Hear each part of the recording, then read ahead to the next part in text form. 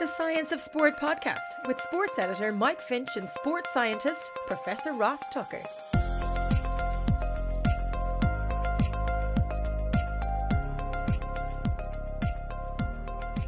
So on Sunday, I did my usual long ride on Strava. I called it the DB Social Tour of the Peninsula, thanks to the gentleman I was riding with, who is more of a social rider than he is a pretty good rider actually, but he knows a lot of people. So whenever we ride with him, and I was riding with him, there's always people that we bump into, and it's a big social ride and lots of coffee stops. But the only thing about those rides for listeners is that when you look at the total ride time and the actual moving time, it's 1-to-1. Yes. No, sorry, it's 2-to-1. It's 10 to 1, yes. Because you spend as much time sitting at coffee shops as you do actually pedaling. I'll give you an indication of that because we're digressing from the subject straight away. But my riding time and moving time on Strava was 3 hours, 23 minutes. My elapsed time was 5 hours, 13. So, yes, there was a fair amount of stopping for coffee. The Strava measurement on the website, in other words, not on the app, was 205, which said it was a massive relative effort. And then on the app, it had the relative score of, I'm just trying to look it up quickly here. That was okay. So that also had it at 205 relative effort. But then when I went to the fitness and freshness part of the Strava website, which is kind of where you can figure out where you can track your fitness and form, etc. We'll get into that just a bit now. Then it gave me a training impulse score of 266. So all these numbers kind of get thrown up. Then I went on to Garmin and I had a look at that, and that gave me an exercise load of 93. And all these numbers kind of feed into the discussion we're going to have today. What do these fitness numbers mean? How do they work? How do we measure fitness? And could you do it yourself without all these different apps that seem to have very different ways of reading stuff? So as usual, I've got Professor Ross Tucker, who has already spoken this morning, who's just finished a couple of days ago, finished how many stages left in the Tour de France Zwift contest? There's one on the weekend, so six down. One more to go. I mean, that's a subject on its own. So Zwift has been an interesting experiment for you, Ross, I know, because you've also found out a lot about that kind of racing. And we hopefully we'll do a podcast after you've done the Zwift thing to kind of get some learnings about how Zwift actually works from a purely scientific perspective. But just kind of wrap that up for us a little bit for the moment. In short, what have you learned from this Zwift competition? Because what did you say? You're third in the C category. You're 80th overall. Yeah. Yet I look at your numbers and think those are incredibly good numbers. How can you be 80th? Crazy good guys ride on Zwift. Wow. All guys who weigh 80 but tell Zwift they weigh 60. I don't know. But like, that's been really interesting. Like the racing it's hard. If you want to get a really hard race simulation session in this Zwift, I highly recommend it. I mean, you don't get the same intensity on the road ever. No, and you start these races, and the thing with this tour I'm doing is everyone's in one batch, so all the A guys are in the same batch, so they're going to go off at 5:01. Last night, the race, we went 4.5 watts a kilo to the climb, and then they go 6 up it. Oh. And so I'm already over FTP at the bottom. Yeah. So of course I get massively gapped on the climb by all these fast guys. And you're still averaging the one session you did the other day, you averaged almost 300 watts for the hour, which is relatively speaking, that's pretty high. What is it? 330 for 40 minutes the other day in one of those races. Yeah. And you're still not even anywhere close to the A group top 10. No, it's insane. So it's really good training load actually. But I'm learning about drafting on Zwift and how to manage your effort, when you should sit up and pedal softly and when you can actually give it a whack. Yeah. It's been pretty cool. Yeah, we're looking forward to getting into that next week once you've actually done all of this, because I think there's a lot to be learned from what you've discovered just through the process of doing that. But the main one though, sorry, I was saying, is like yesterday you're going to do 15 minutes, then it's a 5-minute climb. And you know it's going to be, the top guys are going to go 5.5, 6 watts a kilo on the climb. So there's no point trying to stay there. I'll make 2 minutes, I'll be dead. But the group behind is going to do 4.6 to 5, which is kind of like I can hang on that. But you don't want to hang on that because this is in the first 25 minutes of what's going to be an hour-long effort. But learning the psychological, mental discipline and also the emotional confidence to like just hang in there and suffer, because they will slow down eventually, you know? So don't let it go because it's painful now. That's the main thing. Because it is a bit like what happens out there on the road. Yeah, exactly. If you want to do a sub-3 cycle tour, that's what's going to happen on Edinburgh Drive, right? Yeah. It's 5 minutes at 400 watts. And if you can get over it, the next hour and a half is not going to be hard at all. But no one gets over it because they get scared. It's like fear. Yeah. I think what amazes me about this, and as I said, we will get into it, but what if you look at, maybe you can correct or confirm my thoughts here, but I think anything above 5.5 watts a kilo is elite level riding. Anything between 4 and 4.5 watts a kilo is top amateur. And then you've got trained athlete, which might be anything from 2.5 to 3 watts a kilo. I mean, For how long? Well, FTP. Yeah, an hour. An hour. Yeah. Yeah. Yeah, I mean... Would that be a fair assumption of relative effort? In other words, if you're somebody listening to this and you can hold even for 20 minutes, if you can hold 6 watts a kilo up a climb for 10, 20 minutes, you must be in the elite category. Well, I'll tell you, because there's a paper, that Valenzuela paper profiled elite male cyclists, and they reported percentiles, and so the 90th percentile. So now we're talking top 10% in the world. So this is the sharp end of the pointy end of the spear. Their 1 hour power output is 5.8 watts a kilo. Okay. So that's to be in the top 10%. So now you're talking top 15 in the Tour de France level. Okay. Now I've lost the graph. Come on. Okay. The bottom 10% is 4.7. Oh, wow. So if you want to be in the lowest 10% of elite professional men's cycling, you're 4.7 watts a kilo. Okay. So it's not top. Well, I suppose it is very top amateur. I mean, a top amateur might be a lower level elite. Almost. Yeah, maybe on occasion, but consistently. And then, but you know what the biggest problem is, like we were just saying, is that for 5 minutes to be in that bottom 10%, you need 6.5 watts a kilo. It's the ability to be able to push those huge watts. Just to survive like the surges and the break. I mean, think about break formation. What's happening there? Yeah, we've seen the Tour de France this year. It's 30 accelerations of 30 seconds each over the first hour. You know what I mean? And you need 11 watts a kilo for 30 seconds to be in the bottom 10%. Yeah. To get in the break, you probably need 14. Yeah. So anyway, you can look at one hour as a metric, but I mean the 20-minute power output is 5.5 watts a kilo to just make the professional peloton. Yeah. It's that ability to be able to push those big watts really makes the difference. Exactly. Anyway, let's get into the subject of fitness, because as I introed this, it's something that always fascinates me because I love the stats. I'll be honest, I love Strava. I tend to use a Polar watch for my running. I use a Garmin for my riding, and therefore the only central point where all those bits of information meet is on Strava. And I kind of know the Strava platform very well. I find that the fitness score that it shows me on the Strava thing is a fair reflection of how I feel about my fitness. But I know that Gareth, our mayor of the Discourse channel, we've had discussions with him this week about how his just seems completely all over the place. But let's kick off what those principles are. How do we define fitness? Yeah, so let's talk about the broad thing we're talking about here, and then we can drill it down, is how do you manage training? Yeah.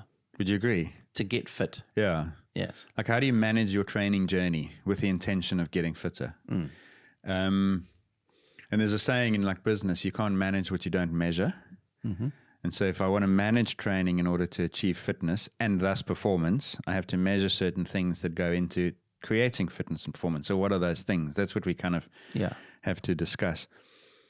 I remember when my dad was running, and he did like 32 Oceans, and he was a religious runner, you know, like 60K a week, every week. And he used to have a little logbook. I used to give this logbook out at the 2 Oceans in the goodie bag. Used to get this little A5 size thing. I don't know if you remember that. And basically it was a pre-populated grid of 52 pages, each with a week. And you could fill in Monday, 8 kilometers, 41 minutes, felt good, legs a bit heavy from weekend, whatever. Yeah. And that was his management tool. And over time, he was experienced enough through years and years of use to learn that if he accumulated enough solid sessions of 8K midweek, 20K long runs on the weekend, etc., he would be in shape to run a 5-hour 2 Oceans, whatever it was, right? So like you're learning through experience. Now we've got tech, and we've got more than just measuring minutes and distance and how I felt. We can measure heart rate. We can measure power output on the bike. We can add RPE to that. And we can even drill down to heart rate, and we can say not all heart rates are equal. If I'm at 50% of my heart rate max, that doesn't mean I'm working half as hard as if I'm at heart rate max. It's actually way harder to go higher. So there's a weighting that we've got to give to these things. So there's all these ingredients, and if you think of the training journey as being an architect and building your house, every training session is a brick. Where do you put it? What order do you stack them in? Do you stack some bigger ones on some smaller ones? At what time? And that's kind of what we're talking about here. So, and so when you think about whether it's Strava, whether it's Training Peaks that some of you listening to this will use, I use something called intervals.icu. I think it's really good, and the interface is cool and adaptable. They're all trying to solve the same problem. And the problem is what are the bricks and how have they fit together? Okay, so what are the bricks? Well, I mean, we know that the one brick is obviously when you do exercise, you effectively make your body weaker so that it gets stronger. That's the basic principle of fitness and strength, isn't it? Yeah, so the fundamental underlying physiological principle is stress drives adaptation. That's a scientific way of what I've just said. Yeah, exactly. So load it gets worse, it adapts, it ends up stronger than before the load. Then you can do the next bit. Remember Stuart McMillan's adage, earn the right to do more. That's how you're doing that. You're loading and you're creating. So that's the foundation almost of your house is progressive overload, progressive stress drives adaptation, and adaptation is fitness. So if we want one definition of fitness, it's the physiological adaptations to the specific stressors that we apply to our bodies. If I go into the gym and I lift weight, I get bigger, stronger muscles, but I get damaged muscles on the way. If I want to run a marathon, I might start walking around the block. Within 6 months, I'm running 21K. Within 9 months, I'm doing my marathon. So I'm getting progressively better. So adaptation is the consequence of load. So without getting too granular, when the body adapts from the stress, why does it get stronger in reaction to the stress? In other words, we know, for instance, muscles get bigger on top of the stress or the breaking down of muscle. So you do your bench press, your muscles break down, the muscle that builds on top of that effectively is bigger. Why does it do that? And does it happen across cardiovascular training as well? Yes, but with different characters. The plot's the same, but the characters are different, right? Okay. So if I'm doing endurance training and I'm stimulating the cardiovascular system, the respiratory system, the biochemistry in the muscles, because what's the stress when I go for a long run or a ride? In the muscle. It's the ability for the muscle to continue work. Yes, which requires fuel is provided to them, which requires oxygen is provided to them. So the body says, okay, you're stressing me in this way. If I'm going to cope with this stress, I need to start getting better at it. I've got to learn. And the learning involves, I'm going to make more mitochondria in the muscle so that I can get better energy efficiency, more ATP to the muscle. I'm going to have more capillaries to the muscle so that I can get more hemoglobin carrying oxygen. I'm going to be better at the lungs so that I can get the oxygen into the blood in the first instance. The heart is going to get bigger and stronger. Cardiac output is going to be improved as a consequence of heart size going up because of the stress on the cardiac tissues. So all the stresses cause, in a sense, like safe failure. As in, I couldn't cope with what you asked today, but next time I will because I'll be slightly better. But because I'm going to kick in all, and it's really fascinating. Like there are people whose jobs it is to study the molecular signaling that drives this. So I do sprint intensity training. It causes a slightly different signaling molecular pathway compared to if I do endurance training. Not entirely overlapping, which is why you can get mutual benefit from different training types, but there's still a specificity, right? You don't run a marathon lifting weights in the gym. Yes. Yeah. Right. Okay. And just as a small digression, do you know that people adapt faster when they're younger versus people that adapt when they're older? I mean, we all know that probably is true. In general, yes. Yeah, that's definitely the case. And also, like, it's not just about adaptation. It's about the recovery from the stress. It takes longer to recover from the same relative stress when you are older than when you're younger. Because you don't have the same hormonal situation helping that adaptation, like testosterone for men, it drops off as we enter the 40s and so on, 30s, 40s. So that definitely happens. And there's massive individual variation. Like I remember looking at some genetic studies Bouchard et al. They took thousands of people and put them through, untrained people, put them through, I forget what it was either 4 or 8 weeks of endurance-based training, and they measured the change in VO2 max. Some of those people's VO2 max doubles, others don't even change at all. So you've either won the lottery or you haven't, and they relate that to genetic differences, these what are called single nucleotide polymorphisms that account for this massive difference in how we each respond to training. So I guess the next question is how do we figure out, I mean, as we say, we're going to get into some of the numbers here that we see on these different platforms, and, you know, your dad's logbook is a good example of sort of a more manual way of doing it. How do we decide that we're fit compared to what we were a year ago? In other words, can we say, and is there ways of being like a number that's put down saying, right, that last year was on this number, this year I'm on this number, but I'm older now, therefore my heart rate's probably slightly lower, and maybe I'm a bit more overweight, but I could be fitter. In other words, we also know that fitness isn't necessarily dependent on weight. For instance, you can be fit and a bit overweight, or you can be massively lightweight and not fit.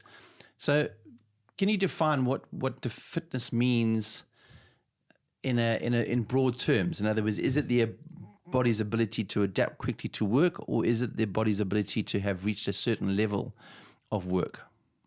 Yeah. So it is broad terms because it's highly contextual. Yeah. Now, a lot of people will say I'm fit because I can perform, right? How do you know that you're in good shape this year compared to last year? Because last year I did a park run in 21 minutes, and this year I'm running 19:45. I'm fitter. Right. Now, that equates fitness to performance, which isn't the worst thing in the world. I think as long as you understand the context in which you're measuring it, it works, right? I'd say the definition of physiological fitness is your ability to tolerate stress with minimal physiological change. Does that sort of make sense where I'm going with that? So if I'm under stress, and whether that stress is I'm going to lift weights today, and tomorrow I won't feel like I did. I'm fit. I could handle the stress with minimal physiological change. Whereas if I went and did it now today, having not been in a gym in 3 months, I would be very sore tomorrow because I'm not fit. In other words, compared to maybe, so in other words, 3 months ago I did these weights and I felt broken the next day and stiff. Now I can push these same weights and I'm not feeling that at all. Therefore, so my body I'm has fit. adapted. Yeah. Okay. So the extent to which I can tolerate stress and load is a measure of fitness. I think that would be my physiological. So I'm going to ride 100K on Saturday morning. How will I feel afterwards? Good ride, exhaustive. If I'm unfit, it's going to be hard. If I'm really fit and managing that load regularly, then 100K won't feel like as large a stress, which is why But there's so many variables in something like that. Lots. Because how hard did you go? How much wind there was? Like this. Yeah, what intensity there was. So you could feel correct. broken. And now we're getting to the crux of the issue is you could measure fitness by simply documenting how far you rode, but you'd be missing a whole lot of stuff. Yeah. So now what else do we need to add to our measurements? Remember, what you can't manage what you don't measure. If you only measured days a week, distance covered, or time, you can't manage because you're not measuring enough stuff. So this is what we're talking about. There's right? the old rate of perceived exertion, which we talked about as sometimes a fairly accurate way of measuring how you feel. Exactly. So but it's not scientific. So 100K ride for an unfit person, 9.5 out of 10. Yeah. Finished, cooked, I'm done. 100K ride for a really fit athlete, I mean, it's a rest day in the Tour de France. Yeah. It's 3 out of 10, no problem. So, yeah, RPE can do it. But again, RPE lacks context. So we need to add a little bit to it because a 100K ride could be a 3 out of 10. It could be a 9 out of 10, depending for the same person, depending on what? The course, how hard you go, etc. So anyway, you get the idea. We're trying to build this thing up and say from the simple to the complex, what makes training harder? Yes. Yeah. Okay. So what factors, these factors that you're talking about, what factors must we consider when we consider putting one training block against another? I'll give you an example. Before you answer. You know that I'm a massive fan of Phil Maffetone, and I've mentioned him a number of occasions. He was the father of heart rate monitor training back in the day, and he used to do this thing which I thought was quite fascinating called the maximum aerobic function test. And it was based on heart rate. In other words, you went out and you ran a course, preferably on a set course every single week in the same conditions, where you'd run at the same heart rate between 140 and 145. And you do a little warm up before, so that you ran the same course at exactly the same speed, heart rate, in the same conditions, and then you'd measure, and you would do that every 3 to 4 weeks.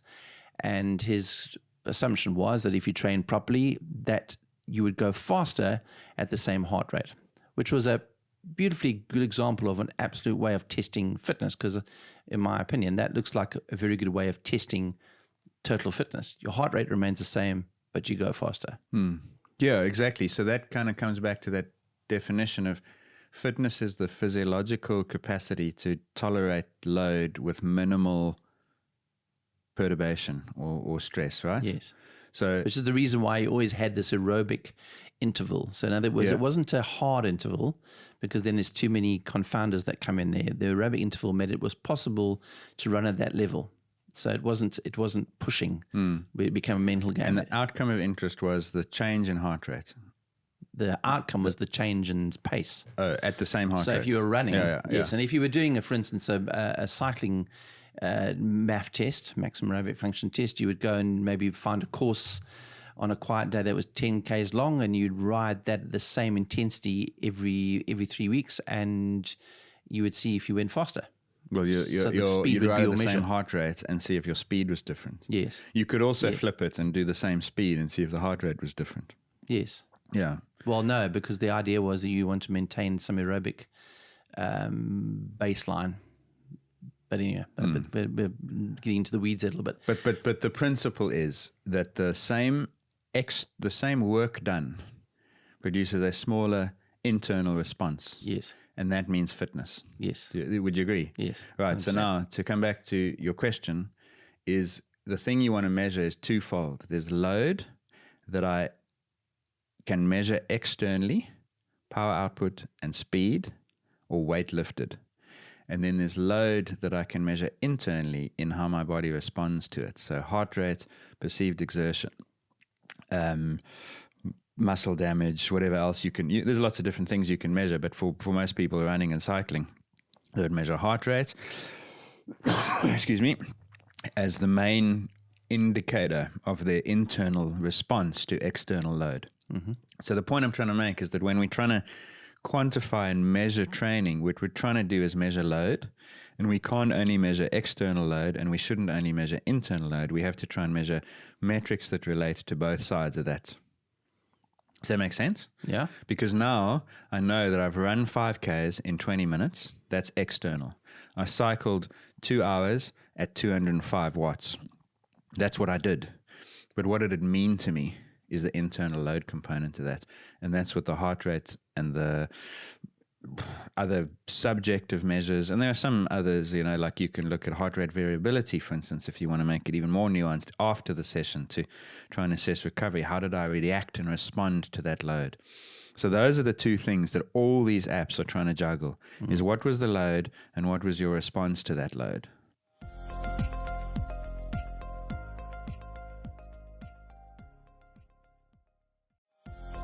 Welcome back. You are listening to the Science of Sport podcast. So, I mean, what I find interesting about that is that if you say that it's the internal load, so what you're saying is if I'm going to go ride 2 hours at 205 watts for those 2 hours, that load might be different for a trained fit guy versus somebody that's not fit. So in other words, somebody that's not fit, that's going to be a hard ride. Yeah. But if somebody is fit, it's going to be a really easy ride. And even you now, compared to how you hope to be in November when we do DC, that's a race we do. It's a 200K race. So like you could do that same ride now, and you should, for the same external work, you should be able to measure differences in the internal load in response to that. And you could measure, there's others, by the way, like we've spoken about heart rate just because it's accessible. You could measure lactate, for instance, in a session.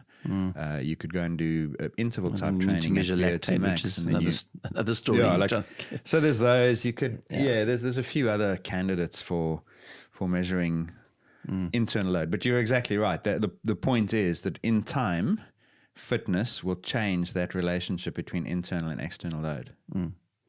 Okay. So what other factors are we looking at in terms of how we get fitter? So what do we got? We've got duration, Yeah.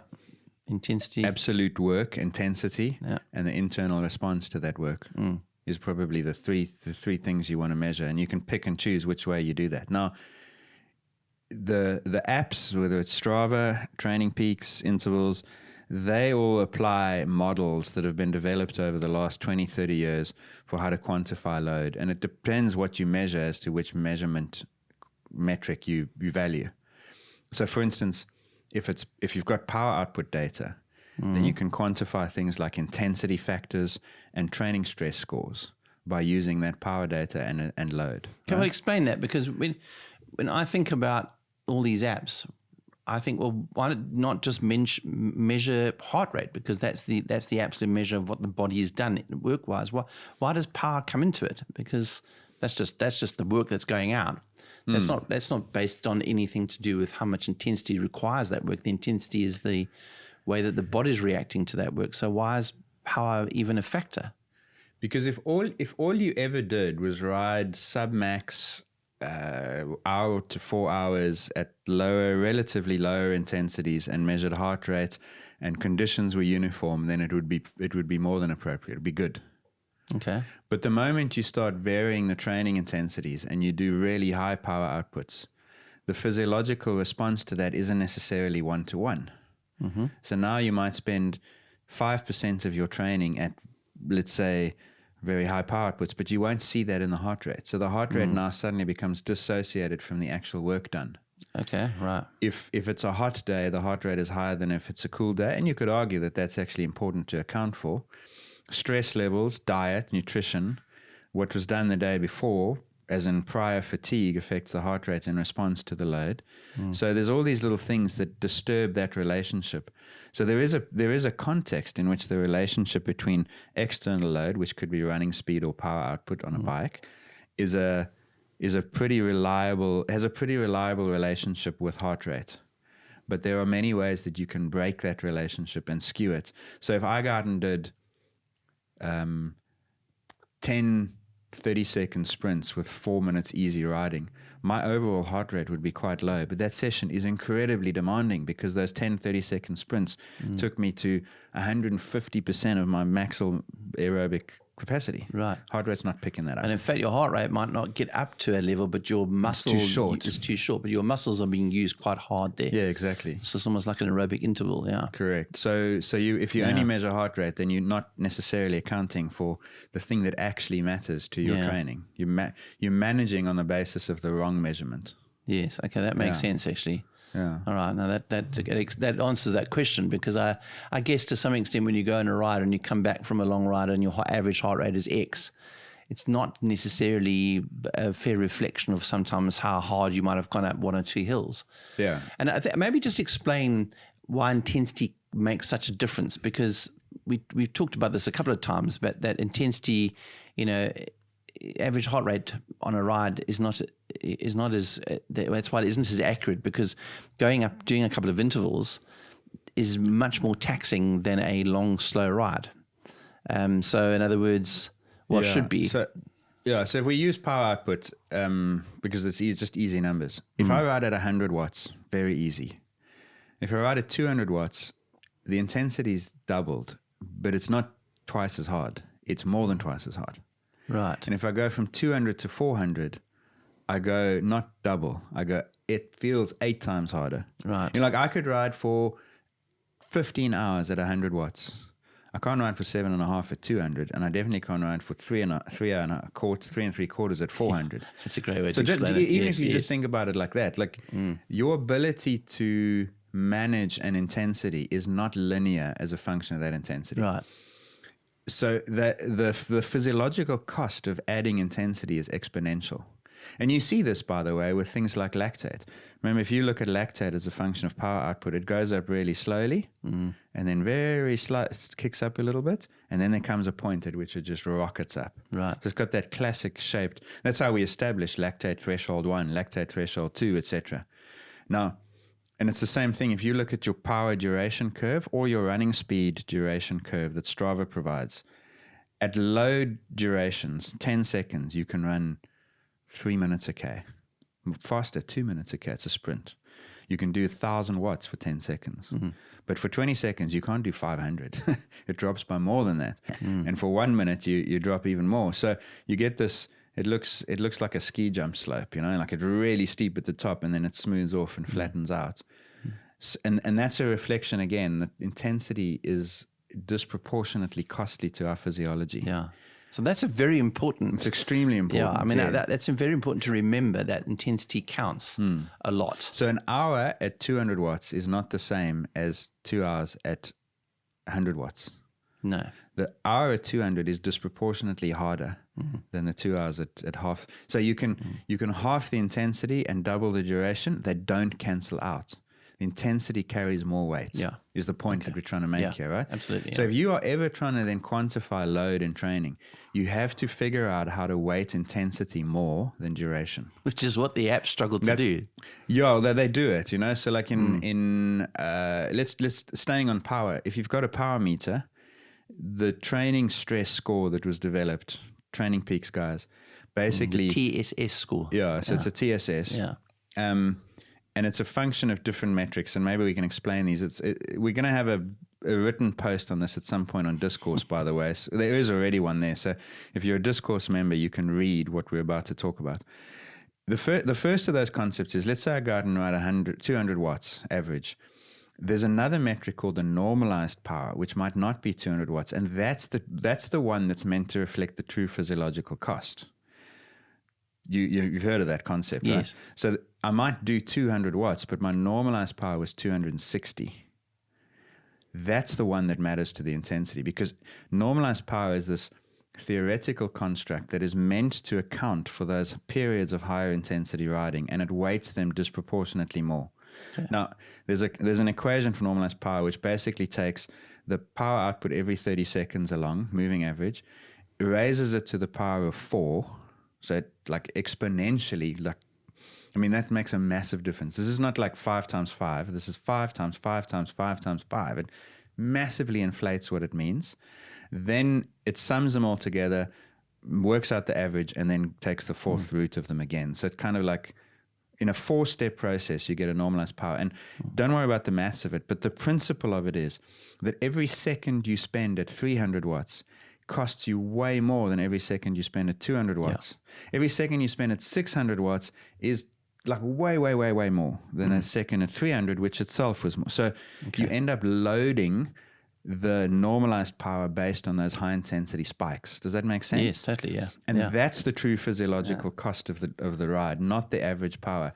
The average power is what you did. The normalized power is what it cost you. Yes. So stress scores are why that stress score is kind of important, because you can look at average heart rate and say, well, that was relatively easy for me, but the stress score actually indicates that it wasn't because of 5 intervals you threw in. Yeah, and the normalized power is going to tell you that, because again, you could go 100 watts, 300 watts, 100 watts, 300 watts. Yes. Average 200. If you just did 200 watts, it would feel a lot easier than the 1, 3, 1, 3, 1, 3. Yeah, for sure, yeah. Because the 300 is just sucking the relative physiological load way up, because and normalized power will show that. So that session, depending on how long it is, will have an average watts of 200, but a normalized of 240, let's say 245. If you only rode at 200 watts, it would be 200 watts. So when you want to quantify training load, you've got to account for intensity, and that's what normalized power does. Okay. So the training stress score is proportional to the normalized power squared, right? And I want to get into the derivation of these things, but basically it's equal to normalized power divided by FTP times normalized power over FTP. Okay. It's an intensity factor. So if you go out and ride at your FTP, your normalized power equals your FTP. Functional threshold power. Yeah, so which is already essentially, for that. those who haven't listened to this podcast ever before, is supposedly your hour strength or power. Yeah, it's sort of defined as the highest steady state power you can sustain. So in other words, for an hour you can hit this and you will tolerate it for an hour. Now, depending what you read, like I was reading yesterday, some websites reported as between 30 and 90 minutes, which is completely unhelpful, because if you tell someone go for 30 minutes and then make them say, oh, you're going to do another 90, another 60, they'll go jog on, I'm done. But anyway, typically it's thought to be like the 1 hour number. Okay. So if you ride at FTP, your intensity factor is 1. Your power equals your FTP. They cancel out, it's 1. If you ride at twice your FTP, it's 2. If you ride at half your FTP, it's 0.5. So that's called the intensity factor. And this formula for training stress score is basically a function of the intensity factor, the normalized power, and the FTP, multiplied by duration, multiplied by 100. And what it ends up meaning is that if you did 1 hour at your FTP, your training stress score would be 100. So now you've got a reference point. Okay. If you did half an hour at your FTP, your training stress score would be 50. If you did 2 hours at your FTP is wrong. Because you shouldn't, by definition, you shouldn't be able to. But your training stress score would be 200. Right. So that's how duration changes training stress score, linearly, 1-to-1. You double it, TSS goes up by a factor of 2. You halve it, it drops by a factor of 2. Does that make sense? Yes, totally. Intensity loads it more. So if you double the intensity, your training stress score goes up way more than twice. Does that make sense? Yes, because it's not working just on UFTP, it's adding these. So training stress score is equal to the normalized power divided by the FTP squared. Yes. And therefore, any increase in the power output, which is the top part of that equation, is going to be squared in that relationship. So you don't have normalized power in running. So how would you? There's an equivalent called normalized graded pace. Oh yes, I've seen that. Which attempts to account for hills. So if I'm running 5 minutes a K on the flat, then that's the equivalent of 5:20 on a slight uphill. Okay. And it's the equivalent of 4:48 on a slight downhill, let's say, for example. So depending on the profile and the gradients, you can adjust that. And then you get a functional threshold pace as well. Okay. So there is a running equivalent for this, but it's less precise because you're not measuring the power exactly. You're sort of estimating it off the pace. Okay. If that makes sense. Yeah. Okay. I just wanted to give some indications here of so like let's say your normalized power was 300 and your FTP is 250. Your intensity factor would be 300 divided by 250, which is 1.2. And if you did that for half an hour, then your training stress score, bear with me while I calculate. I did actually calculate these, but then I closed the spreadsheet down by mistake. Yeah, because I want to ask you next to try and sort of decipher, when I looked at those numbers that I mentioned at the start for my ride on Sunday, how we then define what those mean. So yeah, and then we're going to have to get on to not having power output. So that session, for instance, in fact, let me make this real easy. I ride at my FTP 250 for 1 hour. My training stress score is 100. You agree with that, yeah? Yep. If I do it for 2 hours, which is theoretically not possible, it's 200. And if I do it for half an hour, it's 50. So it's 1-to-1 with duration. If I increase the power output by 50%, so now I go to, let me just multiply that by 1.5. Now I'm at 375 watts. That same 1 hour session goes up by the factor of 2.25, even though the power output's only gone by a factor of 0.5. Why? Okay. Because the intensity is so much more costly to my training stress score than the duration was. Does that make sense? Yes. Okay. So any increase in intensity, a unit, it has to be squared. And so it gets way, way, way higher. So riding for even half an hour at 20% higher power outputs is going to cause a training stress score that's higher than riding for 1 hour at 20% lower, if that makes sense. Yeah. Okay. So, okay. So that really is I mean, I often thought, when I looked at these, and I thought the conversation today was going to be that the various platforms were kind of just coming up with their own theories. But it's fair to say that they're using these principles that you're talking about. Most of them should use these measurements and this formula. Yeah, and if you have a file, if you have a training session in Strava that's got power output, they are working training stress out like this, exactly like this. Right. And you can actually verify that. So for instance, if I go to yesterday's little Zwift race that I did, I rode for 1 hour and 1 minute. at a power output of 298 watts, and I can work out a training stress score of 105 because I was basically at FTP last night for just over an hour. All right, so I gave you an indication this morning of my little Zwift ride that I did. If I went into the website, it gives me all different numbers, including how many beers I can drink if I've done this. It gives me a relative effort of 63. We're going to explain that very shortly. Training load of 46. So that's relative effort is the heart rate derived method. Yeah. And so this is where it gets confusing in Strava because they actually give you 2 training loads. Yes. Yeah. But then it does have a little thing that says TS, which is what we discussed. Yes. That was 47. So what do I need to know about that? So 47. So remember, TSS is proportional to the square of normalized power divided by FTP. Right. Times duration in hours. That's the equation for So it. my numbers. So give me your NP, your normalized power, which is on that same screen to left of the TSS. 174. So 174. Your FTP. 221. That's the little blue number next to the normal. That's correct, yes. Yeah. Okay. And then the duration? And the total duration is 46 minutes dead. Okay, so I'm just going to work out how many minutes that is an hour. So it's 0.76 hours. And then I work out 47.5 for your TSS. 100% right, yeah. So that's exactly, okay. So we've, at least, if that had been wrong, we would have to cancel this podcast. We've worked it out perfectly. So what we're saying is that your training stress in that session was about half of what it would have been had you done an hour at FTP. Right. Okay. Now, you can actually play around with this. If you'd gone 221 instead of you did 174 normalized. Yes. If you'd gone 221, your training stress score jumps up to 77. In order for you to get to a training stress score of 100, you would have had to do 221 for an hour.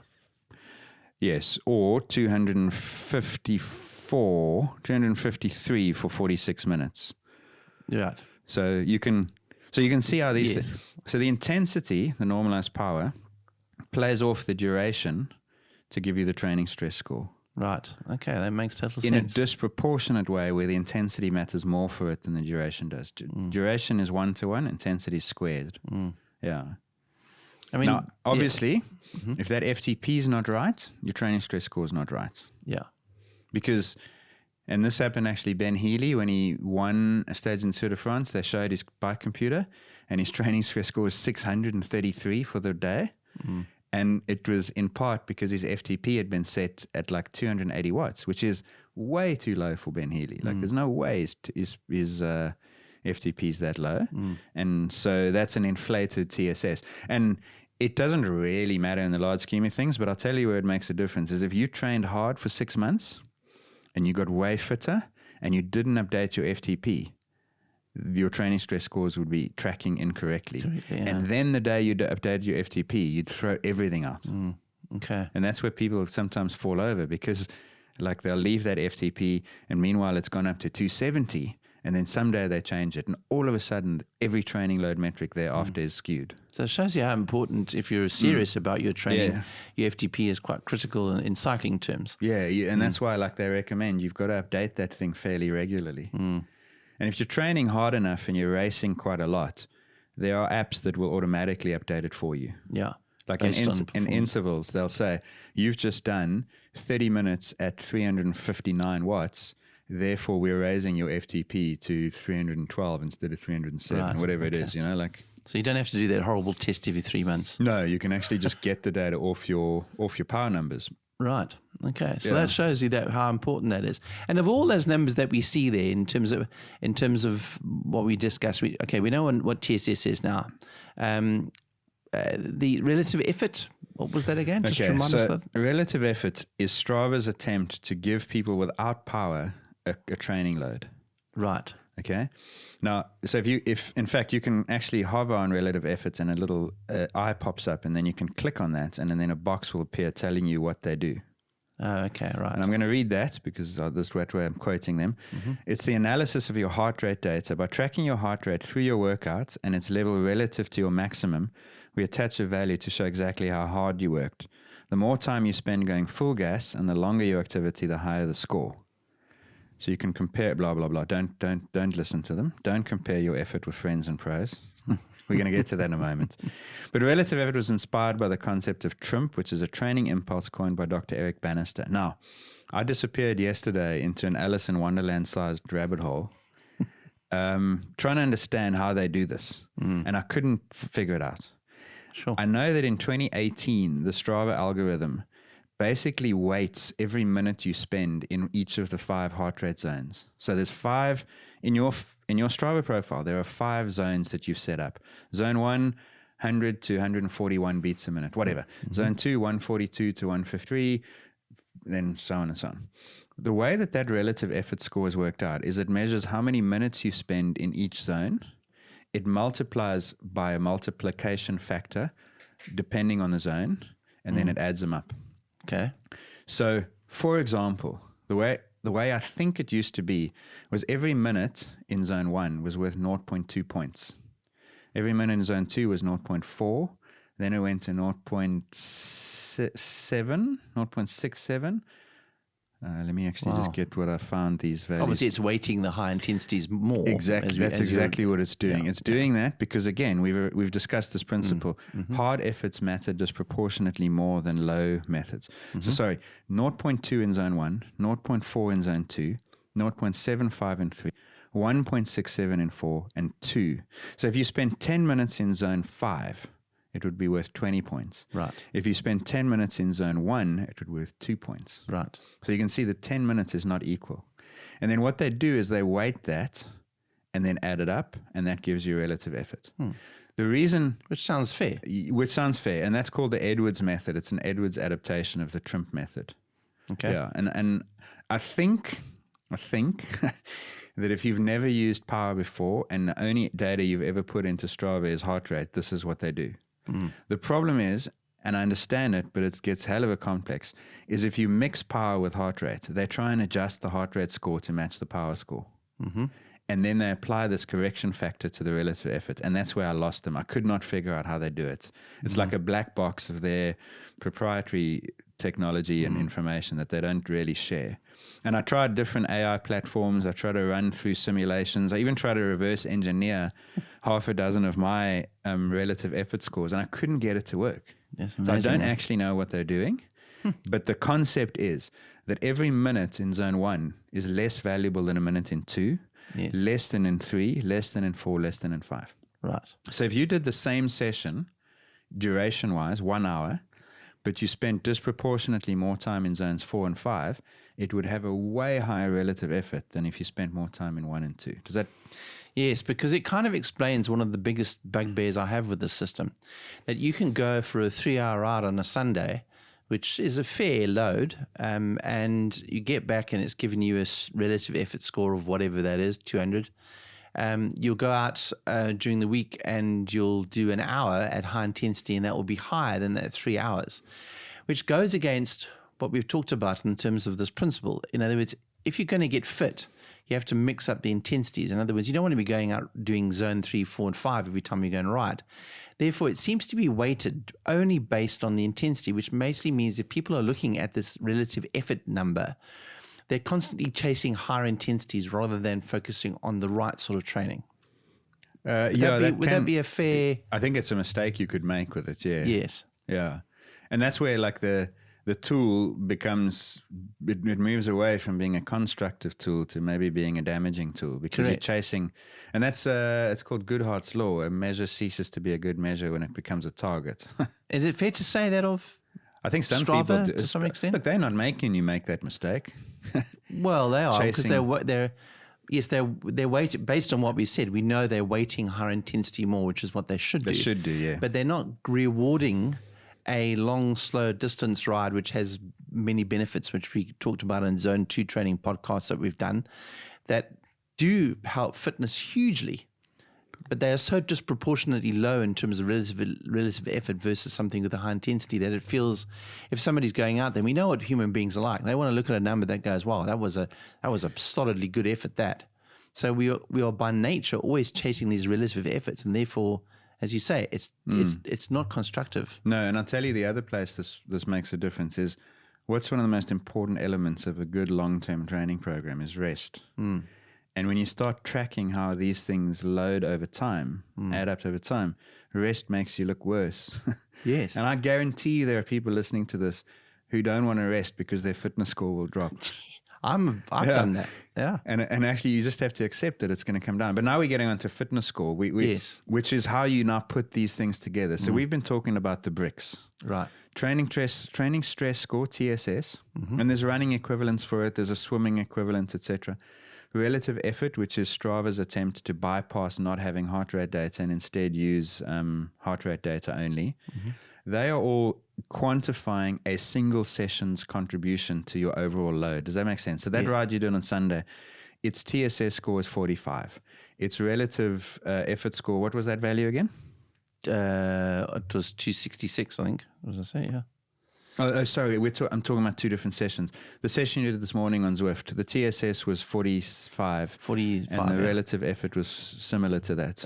Yeah, I'd see what it was now. So the ride this morning was just hovering over it. 46 was the training impulse. Yeah. I need to go back and look what the relative effort was. But Sunday's ride had a relative effort of 205. So it's interesting. Sunday's ride was 205. This morning's one was 45. So the training impulse, which is what we're going to talk about, was 266 for that long ride on Sunday, but 205 was the relative effort. Yeah. So relative effort 205. What was today's one? Relative effort. Relative effort today's was, I'll have to just look that up. It was like 46 or something like that. Yeah. I just need to go back to my. For those of you wondering why we're sort of hovering over these sort of things, I think you can look at your own Strava profiles and you'll get an idea of what it is. So, what am I looking at here? So, stress score was 47, relative effort was 63. 63. That's okay. That's for the ride this morning. And your TSS was 45. 47 we worked out earlier. Yeah. Yeah. So the Sunday ride you did was 3 and a bit hours. And how many hours exactly ride time? I know 3 hours, 23 minutes. There was Okay, so I'll call it 3.4 hours. And this morning's was 46 minutes, right? So on Sunday, you rode for 4.5 times longer. And your relative effort was 3.2 times higher. Which 205 was the relative effort versus 63. Yes, correct. Which tells me straight away that Sunday's ride was relatively easier than what you did on the bike this morning in terms of the intensity. Yes. Yeah. Do you agree how I got to that as well? Yes, I agree with that. Yes. It's 4.5 times longer, but only 3.2 times more relative effort. Yes. So which doesn't seem fair, but you're right. But it is fair because it is fair relative effort is a function of time and intensity. Correct. And they load the intensity more in that calculation, not exponentially, but linearly more, right? And so therefore, Sunday's ride was intensity-wise easier, but the duration makes the session harder. So that's why, again, intensity and duration always matter to the size of the brick. Okay. Now the next question, the next challenge that has to be solved is how do you add these bricks together in order to track over time how your fitness score is evolving or your you can call it what you want, fitness score in this case. So that's what Strava calls it. Okay, so those of you who've got the paid membership of Strava, you can open up in the training one, fitness, a little button called Fitness and Freshness from the drop-down menus at the top. And you'll see a little graph that shows those two things. Now, interestingly, it's called Fitness and Freshness, but the graph doesn't have freshness, which is another example. Strava is like, Strava needs, if anyone's listening to this from Strava, we will help you make this thing coherent. And we will also help you with your AI. Is there any use of AI worse than Strava's AI summary of your training session? Well, it's just generic, isn't it? So daft. Strangely enough, I do kind of read it and I feel slightly bumped up by some of the things that it says. But you know, I read it to have a laugh. It's so dumb. Anyway, fitness and freshness. You'll see on that curve, there's a line for fitness and then there's another line for fatigue. So let's define those. Fitness is the accumulation of all the bricks over a 6-week period. So in other words, what Strava's doing there is it's saying that over 6 weeks, you did a session this morning that contributed 63 units. You did a session on Sunday that contributed 205 units. You did a session last week that did 125, whatever it is. And it's saying that is your average training score over the last 6 weeks, fitness. It's a chronic, longer period of load accumulation. Fatigue Same concept, but over 1 week. So one of them is long term and one of them is short term. Okay. Does that make sense? Yes, I didn't know that. Yeah. So fatigue is what's happened recently. Yeah. Yes. And intervals, by the way, use the same terms. There's fitness, a 42-day average of your training load. This is intervals. ICU. Yeah. And the purple line in intervals is a fatigue score, which is a 7-day moving average. Now, it's not a straight linear average. It's not like you can say 100 plus 20 plus 60 plus 80 divided by 4. It's something that they've done to exponentially weight it, so that the more recent sessions carry more weight. Yeah. So in other words, if you did, let's say you did 100 every day for a week, your fatigue score would be 100. Your total is 700, but if you did a total of 700 made up of 50, 50, 50, and then 150, 150, you'd still get to 700. Right. But your fatigue score would be higher than 100 because it weights the more recent ones disproportionately more, which is logical because when you jump on the bike tomorrow, the session that's in your legs is not the one you did last week, it's the one you did yesterday. Yes. Makes sense? Yes. So, and it's the same thing for fitness. It weights the recent stuff a little bit more heavily through the equation that it's used to average it. And does that make sense from a scientific perspective? Absolutely, yeah, it makes sense because, again, my fitness score is calculated over what's done over 6 weeks. But geez, like the thing I did what was 6 weeks ago? That was like last century. Yeah. Feels like. But it does. It's part of the process. It's there, but it's not as important as the stuff I did in the last 5 days. Correct, yeah. And it's the same thing for fatigue. Now, what that's effectively doing, and there's lots of research on this in team sport environments, is one of those is chronic load fitness, 6 weeks, and one of them is acute load fatigue. And there are theories, for instance, that if that acute to chronic ratio goes up too quickly or by too much, the risk of injury and overtraining goes up. Similarly, if that goes down, you're detraining. Why? Because my last week has been less intense than my last 6 weeks. I'm detraining. Does that make sense? On the other hand, if I've done very little for 5 or 6 weeks and I suddenly go big and I do 300 Ks or 10 hours of running or whatever it is, my last week fatigue score is way higher than my chronic 5-6 week score, and I'm in danger of injury or overtraining because I'm acutely loading more on very quickly. So it's important that fatigue score is understanding that's acute load better. Yeah. Okay. Yeah. So you won't see a massive change in your fitness if you suddenly go 300 kilometers after doing nothing for weeks. You will see a change, but it won't be huge. No, and it's quite cool when you start understanding what these things mean and you look at the pattern on your graph, you'll see the fatigue line take off, and then the fitness line is a little bit slower. And that's because the fitness line is made up of 42 data points. No one session is going to whack it up. Whereas the fatigue line is only made up of 7 data points. And so it is much more vulnerable. And then the same thing, look at the far right. You'll see Strava makes projections for what happens if you stop training. You see those when the line becomes dashed? Dotted, and dashed. Yeah. And what you'll see there is that if you stop training, Strava makes predictions. You can actually hover over it and you'll see it forecasts ahead. Like, so I can forecast ahead 1 week and it's telling me that if I did no training between today and next week, my fatigue score would drop from where it is now at 100 all the way to 40. Okay. But my fitness score doesn't drop nearly as much. You see how the orange line goes down gradually? Because again, fitness is absorbed into a bigger base than fatigue is. So to summarize, then, fitness is actually a chronic fatigue score. It's a chronic training load score. Yeah. Yeah. And it's that's not fitness. It's actually a fatigue and load it's score. where, like, it would have been real interesting when those guys were first discussing what do we call it, and they decided on fatigue. You can understand why, but fatigue to me has a different meaning. Fatigue is negative. Yes. Fatigue is like, I'm tired, I need a rest. But you understand why they called it fatigue. It's because it's the stuff in your legs right now, because it's only 1 week old. But it goes up based on the stress that you put on it. So in other words, it's saying every session that you do is increasing. Every session is a brick. And is a brick and to fatigue, building fitness. So yeah, exactly. Right.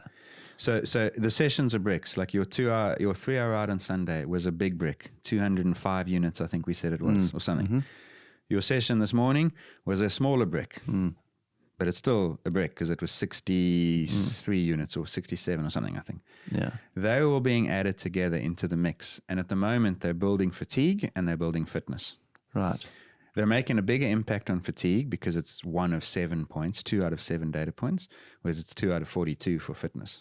But they're still contributing to it.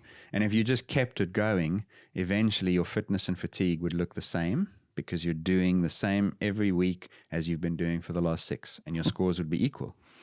Yeah, Does that make that's sense? fascinating. Yeah. So, so in other words, it's almost like it's when you see a fitness score, it's not they're putting a positive almost on a negative. In other words, they're creating a positive measure of the fatigue that you're putting into a body over a long time. Yeah. And I keep on harping on about this because this is quite groundbreaking for me. I always think I look at a session and I go, oh, it's adding to my fitness. What does this fitness number really mean? Which it is. It is, yes. It is, yeah. So, but it's not a measure of fitness. It's a measure of sustained fatigue adaptation. I would say... I'm trying to think of an even better way to describe it. I'd say it's a measure of load. Yes. As in, for the last 42 days, this is my load. It's not average load, it's weighted average load. Yes. So, as I said, the last week is more important than 6 weeks ago. The last 3 days are more important than 7 days ago. Right. Okay? So think of fitness as chronic load and fatigue as acute load. Mm-hmm. I bet you they would have discussed, should we just call it acute load and chronic load? But they probably felt that was too technical for people to absorb. So instead, we get fitness is what you've earned through load over 42 days, 6 weeks. And fatigue is what you're currently dealing with in load as a result of the last week. Okay. So, and I suppose in a conversation over one of the 6 beers that you burned off this morning on Zwift or whatever it was. But it was 8 beers on Sunday, so I've got...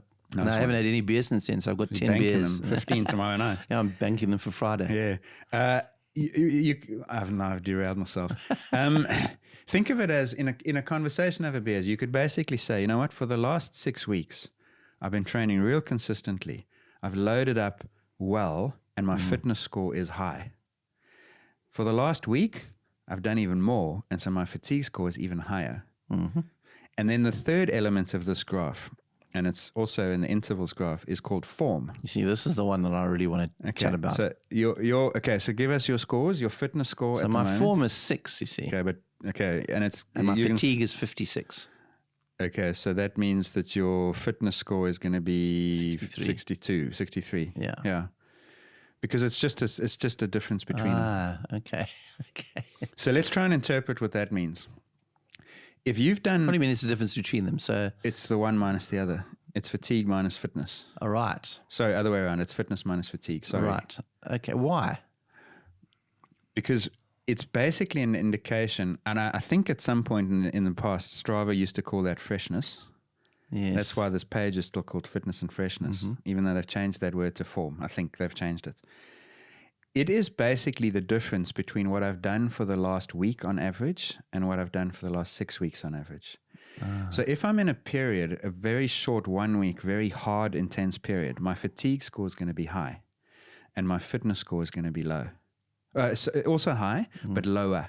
Lower. Because the more recent 1 week has been harder than the 6 weeks, 5 weeks before that. Does that make sense? And so as a result, I am carrying more acute fatigue than I'm carrying chronic load, and my form will be negative. In your case, it's positive, which is an indication that your last week has been slightly less loaded than the 6 weeks before, and so your form is positive. Correct. So basically, the sign, positive or negative, is telling you whether you've done more recently or more in the longer term past. Does that make sense? And the magnitude of it tells you by how much.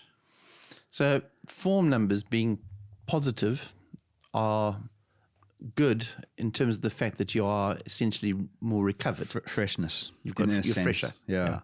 And In other Strava's words, you called should that. be able to race with a bit of form. And that's what I think that's what Strava's going for when they call it form. They're Right. calling it form because they're saying, like, right now, you should have good energy because your last week has not been as hard as your last 6 weeks. Yes. And so therefore you should feel raring to go.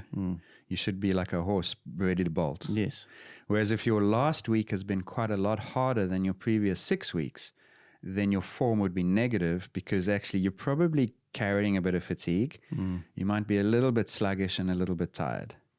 Now, in intervals, they call it form as well. So they use the same terminology. And I'll give you an example is at the weekend, last weekend, I did a 135 Ks ride for which the fatigue score, I mean, the acute load on that session alone, let me just work out where that was 305 load units. So my TSS for that session was 305. High power for like 5 hours.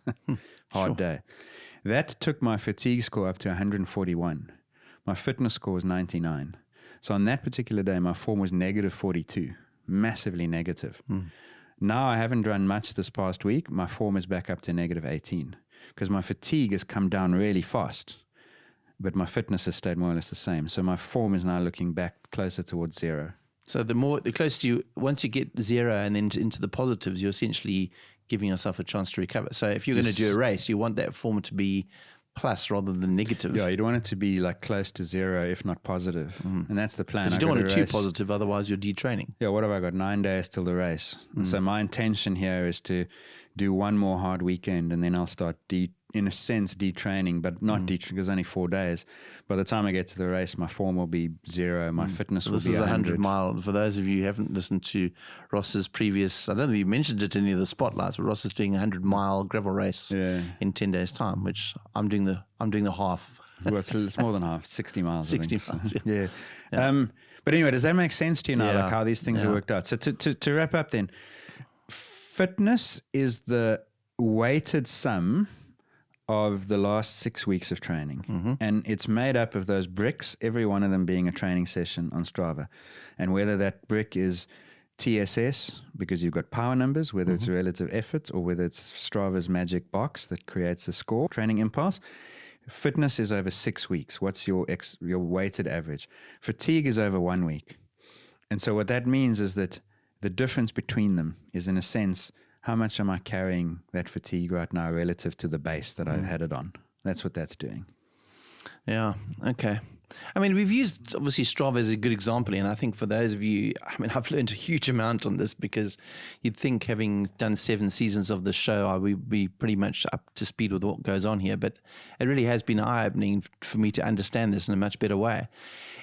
Most of the apps and the different measurements, I suppose it's just getting an understanding of what all these different numbers mean so we can be more aware how that training exists. Because as we've discovered with Gareth over the last couple of days, some of those numbers don't always measure up based on whether the heart rate intensities are correct and that sort of thing. I mean, that's one of the things you've got to get right with this, is to figure out that your heart rate intensities, if you are using a heart rate monitor, are accurate. Yeah, and so what Gareth did or didn't do is when he started on Strava, it's the same thing as me actually. When I opened Strava, I was using Polar, and I've got all my heart rates set up in Polar.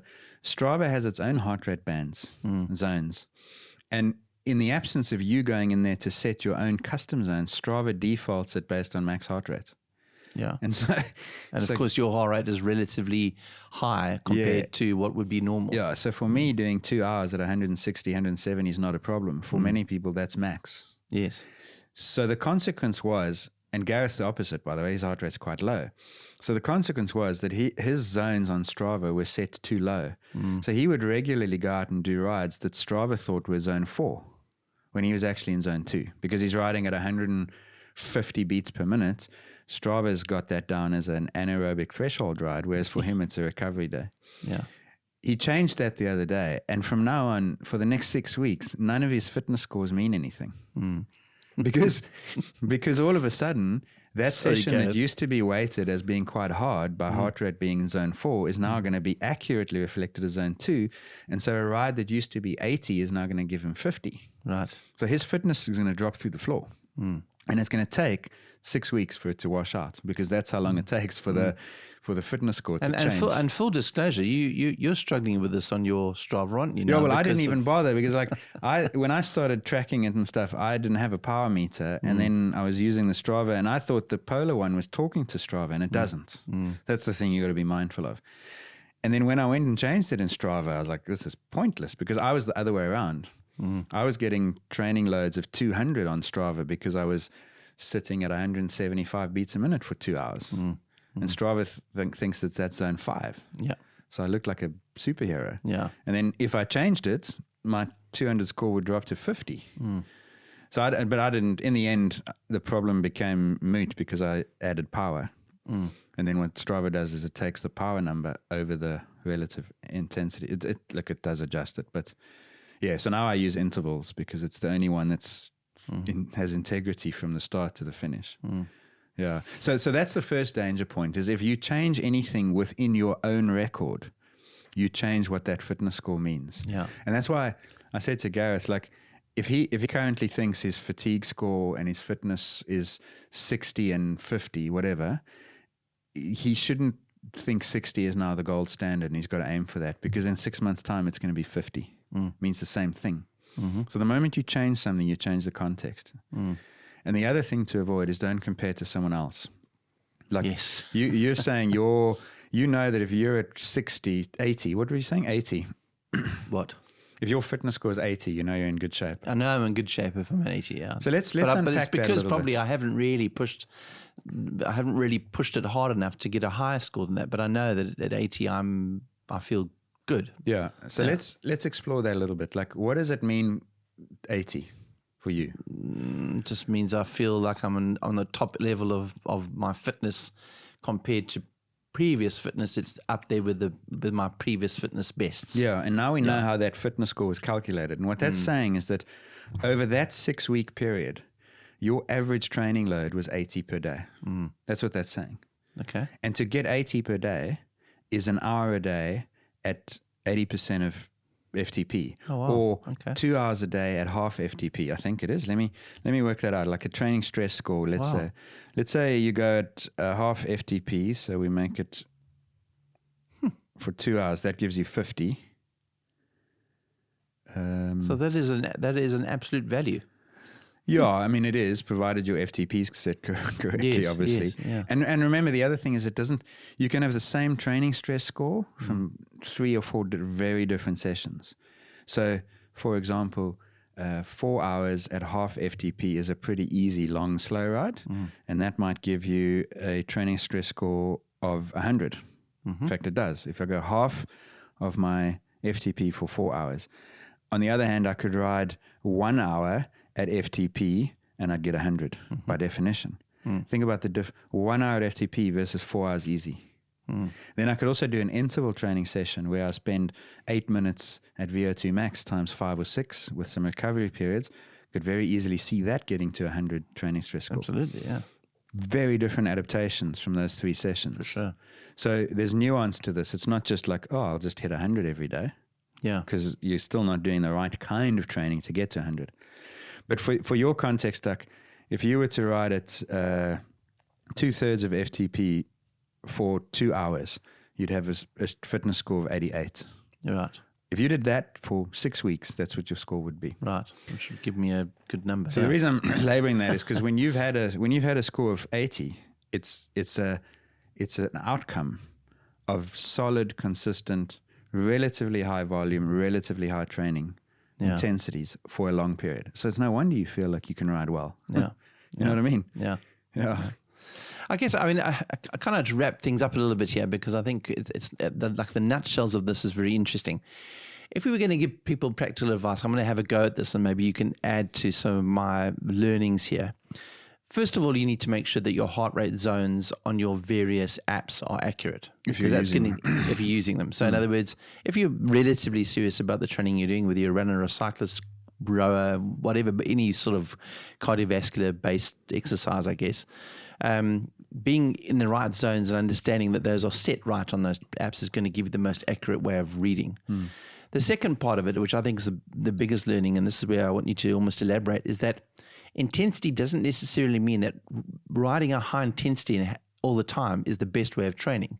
Even though it might look good on Strava that you've got a high intensity and that your fatigue and everything is high, or your relative intensity on a ride is big, that doesn't necessarily mean that long, slow rides don't have value, even though they might not reflect as a score on Strava. Yeah. So not to be a slave to those numbers on Strava, for instance? Because I think, as we've already said, that could be a big problem in your training if that's what you're looking for. Yeah, you've turned, it's that Goodhart's law, you've turned a measure that's a useful measure into a target, and then it's no longer a useful measure, it's a destructive one. And all of a sudden the tool becomes damaging because you're just loading for the sake of changing a number. You actually ask, like, what do I need for fitness or performance? And what you need might be the opposite of what the number wants to see. Correct. It's a week off. I mean, shit, if I took a week off, my fitness score would drop to like 85, and I like it to be at 100. Yeah. That's just that, but that's the wrong application of the tool. Yeah, it's easy to fall into the. Yeah. And try and understand, like, the 3 sessions can be very different and add the same to your fitness score, but they're not adding the same to your performance capabilities because they're stimulating different systems. And there are others, by the way. There's one called XERT, X-E-R-T. I assume it's pronounced XERT. And they've tried to elaborate on this model a little bit more by not just saying there's a training stress score as a function of your FTP and your power. They've got 3 different zones, and they work out your time in the anaerobic zone, your time in the creatine, phosphagen, creatine zone. And so they're trying to make it more sensitive and more nuanced, and you can understand why, because they're trying to account for the fact that a sprint session is really hard, but maybe not a big load. But it's a load, but it's not being measured like this, 100%, yeah. So yeah, I would say to people, try and, like, for me, the biggest thing always is don't ever make one metric the thing you assess your training on. When we did the recovery pod, we spoke about you triangulate, you need 3 things. And here it's internal load, heart rate. It's external load, pace, distance, time, power, whichever one it was. And then it's the RPE. I always come back to it. Like, I still think if you don't measure anything other than just how the session felt, you've got a lot of information. Yeah. So my final question, and maybe my final suggestion, is this. We always like to give some sort of practical advice. And I think about those of people listening to this pod who say, well, I don't know Strava and I don't use any of these apps, et cetera, et cetera. Other than the suggestion that you do what we previously discussed, the sort of maximum aerobic function test where you kind of do your own experiment, is there any way to measure your training if you're not using these apps? Is there a practical way that you can do this in a manual, less technological way? I mean, the only thing I can think of is literally going to a track and doing a running time trial at a set heart rate, and the same applies to a bike or whether it's a canoeing event or something like that. For that kind of thing, like, I don't even think you need to measure heart rate in it. Like, if you just do a max effort time trial and if your training's going well, you will be better. Okay. So your park run performance should come down. In that case, fitness is performance. Performance is fitness. Your performance is a gauge by which you can assess your fitness level. But it's not as straightforward as that, because we're not all just runners. No. So what happens to the 45-year-old who is running 3 times a week, swimming once, and in the gym twice, because they know, based on this podcast, that you have to lift weights and run and do cardiovascular? Now, that person might focus for 3 or 4 months on being in the gym, run less. Their park run's worse, but they're fitter. Yeah. So you see, it gets a bit complicated again. Yeah. So the whole rate of perceived effort is becoming more relevant, doesn't it? I mean, we always tend to go back to this because, to some extent, our own ability to be able to know our bodies is sometimes quite a good measure of how we feel. Because, as you mentioned, I might go to the gym tomorrow or today and try and ride tomorrow. On Strava, it's not on there, but I've pushed some weights which has no heart rate base at all. Well, I tell you, like, towards the beginning of the year, I was going to the gym 3 or 4 times a week, and it was damaging my fitness score a lot. Yes. Yes. Because a gym session is not elevating heart rate. No. Like, if you average 115, it's bad. And so you'd look at the load score for a 2-hour ride on a Saturday, 120 load units, 2 hours in the gym, 12. Yeah, exactly. Shit, I'm getting work. And so that's an example of how, like, for whatever reason, someone needs to work out what the cycling equivalent of TSS is for gym training. Yeah, absolutely. Based on weight lifted and so on. Because that load score is clearly being I know that measured. Whoop has a thing called a strain score, which you can use in the gym. It's based on how fast your heart rate goes up, and Whoop have got that. I've seen it on some of my friends who've got Whoops. If they put it on Strava, it will give you a strain score, but it's not feeding into a Strava. People who do weightlifting work, they literally measure tonnage. Yeah. Like, so if they do 6 reps at 120 kilograms, they'll say 720. And if they do 5 times 20 times 20, then they will literally document that as whatever that weight is. I lost track of my own numbers. But yeah, I guess the point we're trying to make is that because fitness is so context specific, your ability to track and interpret it needs to respect that context. But for me, always the guiding principle, and I do this a lot, is you'll have a go-to session that you can repeat. And that's the session you want to triangulate. So, for example, I have a hour and 10-minute bike ride, which kind of avoids most of the traffic. And it's semi-sheltered from the wind. Not perfectly, but reasonably. And if I do that ride in an hour 10, how do I feel afterwards and what was the heart rate?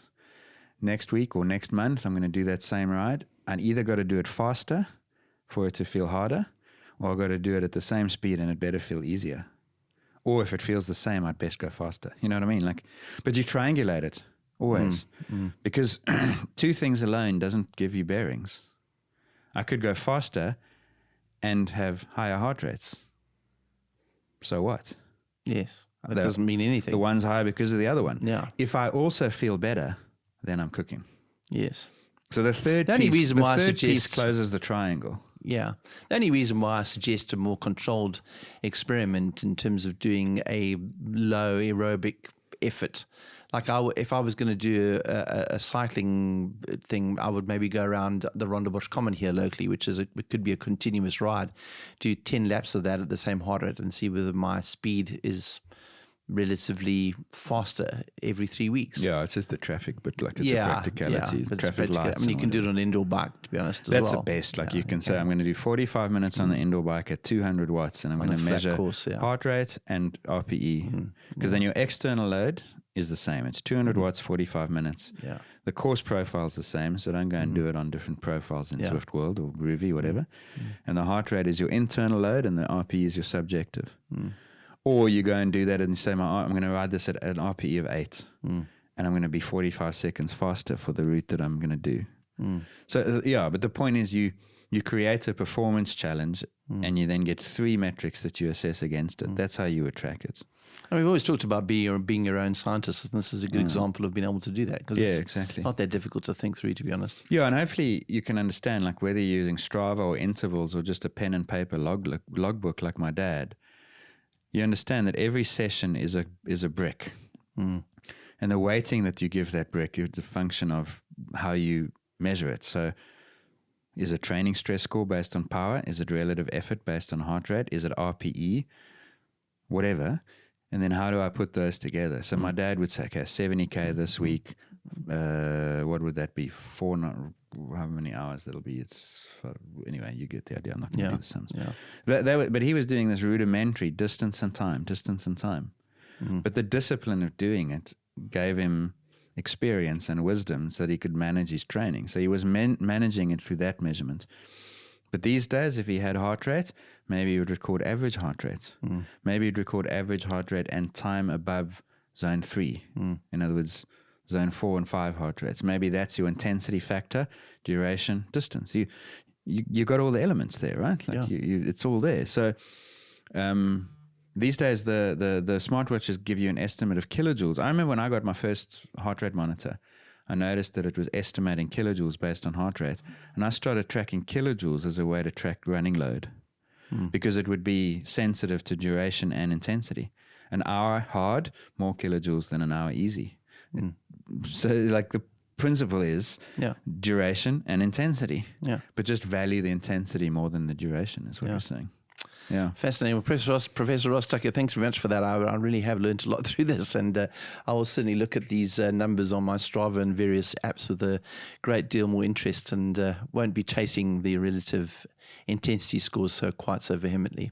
So thanks very much. Don't forget, you can join us on our Discourse channel. You become a member of our Patreon supporters club. You can go into Patreon, look for The Real Science of Sport, and then you can join us there, and then you can join us via that on Patreon, on Discourse. And there are so many discussions happening around these various subjects that we working on. We're also working on a website, which hopefully will be up in the next couple of months, which is going to hopefully help us sort of talk about the various aspects of what we talk about here, and sometimes some of the words that we want to put down. So thanks so much for listening. But for now, it's goodbye. You have been listening to the Science of Sport podcast.